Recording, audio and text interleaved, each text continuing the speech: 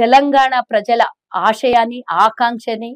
మహిళా అభివృద్ధిని కోరుకొని ఇందిరమ్మ రాజ్యం తేవాలని ముఖ్యమంత్రి గారు పదే పదే మహిళల్ని ఎంకరేజ్ చేస్తూ కంకణం కట్టుకొని పనిచేస్తున్నటువంటి మన ముఖ్యమంత్రి ఇందిరమ్మ చీరల్ని ఇస్తే దాన్ని కూడా వ్యంగ్యంగా మాట్లాడి రంగురంగుల చీరలు మేమిచ్చినాము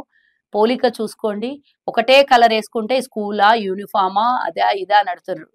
ఏది అడిగినా కూడా మీరు ఇచ్చినటువంటి నాణ్యతని రంగులు కాదు నాణ్యత కావాలి అని ప్రజలు అడిగారు ఆ రోజు మీరు అవమానించారు తెలంగాణ ప్రజలకి 50 రూపాయల చీర ఇచ్చి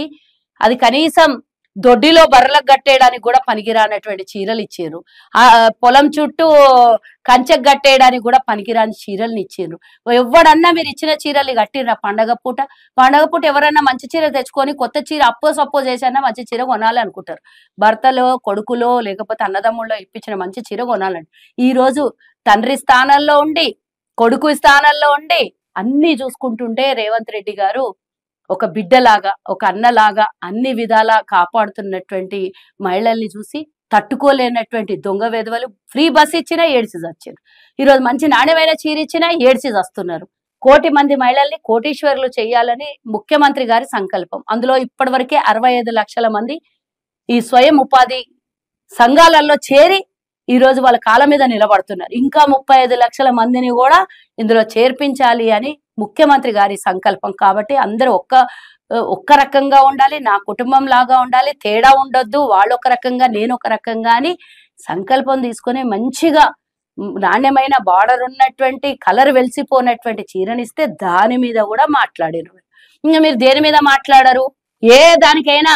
మీకు ఒక సోషల్ మీడియా ఉంది దాని మీద కోట్ల రూపాయలు పోస్తాం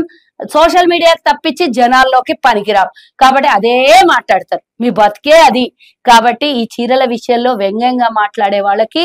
రేవంత్ రెడ్డి గారు ఆడపిల్లలకి ఇచ్చినటువంటి కానుకగా భావించాలి తప్పించి మీరు ఇచ్చినటువంటి దసరాకి బతుకమ్మకి కనీసం బతుకమ్మకు ఎత్తుకోవడానికి కింద సుట్ట చేసుకొని పెట్టుకుంటారు దానికి కూడా పనికిరాని చీర మీరు ఇచ్చింది మీకు మాకు చాలా తేడా ఉంది దానికి తేడా చూపిస్తున్నారు సోషల్ మీడియాలో అప్పుడు ఇచ్చిన చీరలు చూడండి ఇప్పుడు మీరు మొత్తం నాకైతే తెలియదు ఎన్నేళ్ల నుంచి చీరలు ఇస్తారో సరిగ్గా గుర్తులేదు కానీ ఆ ఇచ్చిన ఒక్క చీర మీరు 10 చీరలు ఇచ్చిన ఒక్కటే క్వాలిటీ అంత డబ్బు కలిపితే ఈ రోజు మేము ఇచ్చిన ఒక్క చీర క్వాలిటీ అంతే రేటు తెలంగాణ నేతన్నల చేత నేపింపబడినటువంటి చీరలు ఇచ్చినాం మీలాగా గుజరాతోలకు అమ్ముడు పోయి గుజరాతోల చీరలు మాత్రం తెచ్చి తెలంగాణ ప్రజలకు ఇయ్యలేదు ఇటు 2 రకాలుగా ఇటు మంచి నాణ్యమైన చీర అటు నేతన్నల చేత నేతన్నలకు ఉపాధి కలిగించేటట్టు చేసినటువంటి మా ప్రభుత్వం మీకు మాకు అది తేడా కాబట్టి గుర్తుంచుకోండి అందరూ ఒక రకంగా ఉండాలి వ్యత్యాసం ఉండొద్దు అని ఈ రకంగా మా ప్రభుత్వం తీసుకున్నటువంటి నిర్ణయాన్ని మీరు పిచ్చి పిచ్చిగా మాట్లాడితే మా మహిళలే ఇక ఏమిడితో కొడతారో మీకు అర్థమవుతుంది